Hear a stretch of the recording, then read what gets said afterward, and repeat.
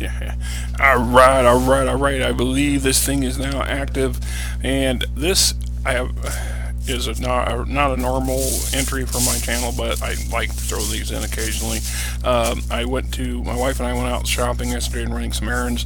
We stopped at a local local game store, or what poses for the local game store, called JCD and Hobby.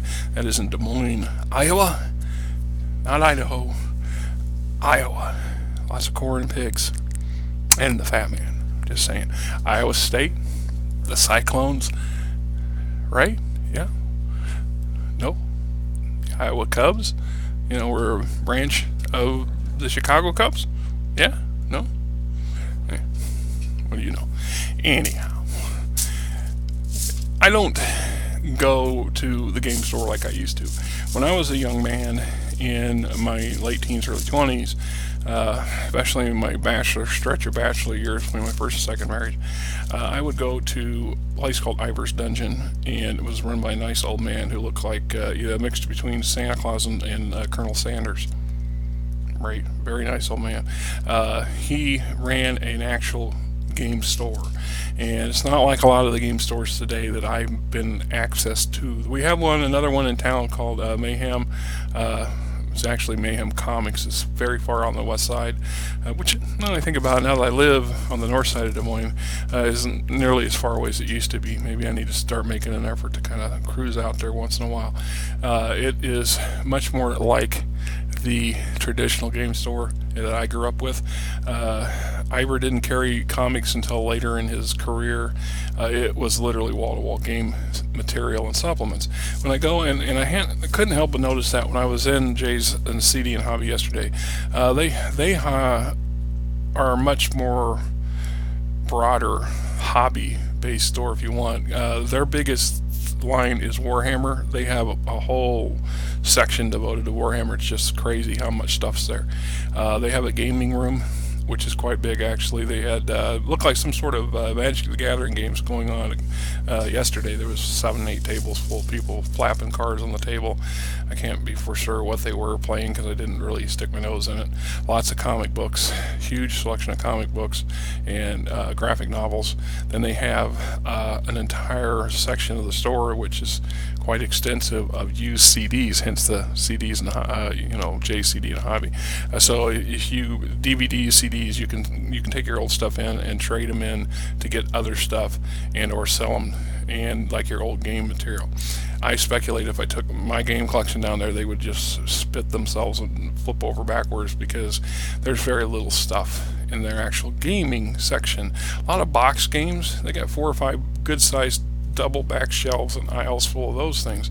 But then when it comes to the role-playing games, there's actually only about 2 bookcases, and one shelf's mostly Pathfinder and some of the newer D&D stuff, and then we have a bit of Star Wars this, bit of Star Wars. They don't keep a large selection on hand. It's a couple of this, couple of that, and then I imagine they replace it as they order replace them as they sell, which is fine. But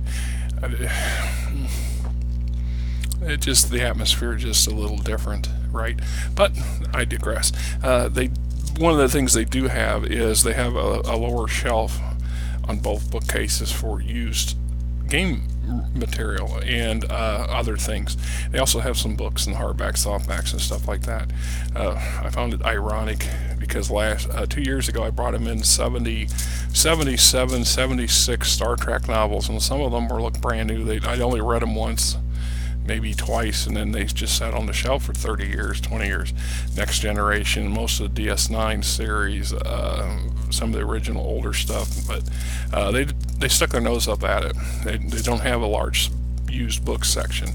And then yesterday, as I was looking through stuff, lo and behold, there's a huge amount of Star Trek material. Most of these books were stuff I'd brought in a collection to them that I ended up giving to the local Goodwill because nobody wanted to buy them off of Craigslist, and I didn't want to mess with eBay, and we kind of needed to move a few things, right? Sometimes you have to thin your shelves down. We were putting stuff into storage at that point, and it is what it is. So when I was a young man, going full circle, I used to go in and buy about $50. And this was back when minimum wage was $5 1/4. So I would go in and I'd spend a good quarter of my weekly paycheck to buy game and game related material. And usually I'd buy one core book of whatever game system I was currently pursuing, and one or two supplements, maybe a module, maybe a source book, and then I'd spend about $10 for a couple bubble packs of lead miniatures or the odd dice or this or that. So it was about 50 on average. So when I go to the store and I buy today, maybe once every 3 months or so I'll go to the store, and I bought the Monster Manual for 5th edition, which I'm sure quite a few of you are familiar with or have. And this puppy cost $58. $58 before we even got to the taxes and stuff. Yeah, $58 right there, right? Which, you know, it's a nice little addition. But back in the day, that would have been an extensive purchase, and I would have got a book like this for $15 to $20. Average was $18 in the late 80s, early 90s, and I got a couple, you know, the smaller modules and game system or for stuff, you know, something like this only cost like $8 back then. So I would have got that for about $20, and I would have got that, and I would have got that maybe, and you know, maybe I would have got this, or I'd have got me, you know, some dice, or you know, pretend that's a miniature, right? You know, for the same price of this. This is one of the reasons we don't have huge collections. Those of us newer, I guess newer people starting out will gain what they get, but you won't have as many people buying as much a variety of things as you do back then because of the price. And you can argue, well, I get paid better. Well, sure I do. I work a much more professional job than I did back then, but that's not the point. And I get it, these people are in to get money and to make money. I'm going to do another section, another video on this particular book and its companion or its predecessor from 3.5, and I'm going to tell you what I'm disappointed about in this book compared to all the prior monster manuals, and how this book is cheating you, in my opinion, in some ways. It's benefiting you in some ways, I will grant you, but I believe that there's a legitimate or an actual purposely defined change, which means that the material that's no longer in the back of this book must be in another supplement, or should be in another supplement, which forces you to have to come back and buy yet another $30 or $50 book. I'm just saying, right? But we're not talking about that just yet. So, and then while I was at the store and I was in the book section, actually somebody had put in a number of these, and I like Dune. I've read a lot of the Dune stuff. This is a next generation of stuff I have not read. Prelude to Dune, House Harkonnen. They had the House Atreides and the House Carando or whatever there. And I kind of wish I could have got all three, but I only paid $6.99 for this one.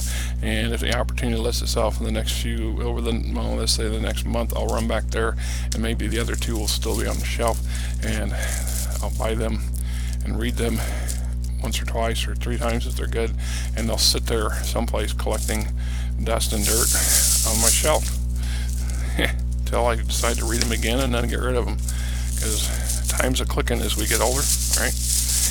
Then these were the ones that I was actually surprised to see. So somebody brought these in, obviously.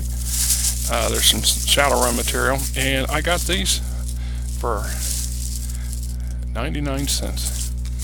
And I don't have Fields of Fire, and one of these days I will do a review of it, because I plan on reviewing my Shadowrun collection, which is quite heavy, actually, quite big. Shadow Tech, another one for 99 cents. I always like these kind of books, because not only do they work obviously for the game that they're intended to, but you can carry a lot of this stuff over into other sci-fi based game systems with just a little tweaking of the names, and maybe, you know, adjusting the stats or whatever if necessary. But it is what it is. And then of course I got this one here. This one's a much better condition one, but there we go. I can get it up there. See it? The light's reflecting on it too much. $2.99. That's $2.99 right there. There we go. $2.99. At least in my eyes. Shadowrun Attitude, if nothing else, I like these kind of books for the read. You know, I know a couple fellow GMs, YouTubers and stuff that, you know, this is my light reading for the weekend. And I truly appreciate what they're saying because I like that sort of material too. So, I got all this for about $80. And back in the day, when I was a young man, this would have got all this for under $50. Such as it is, but I am grateful to have gotten a lot of extra stuff here, much more than I would normally, because I'd have gone down, and this has been it. And I take the wife so she can go through the CD. She's a country music fan, and she's always looking for CDs of her favorite performers that she doesn't have, which is getting harder and harder for her to find. You know, but it occurs. It happens. There you have it. Till next time.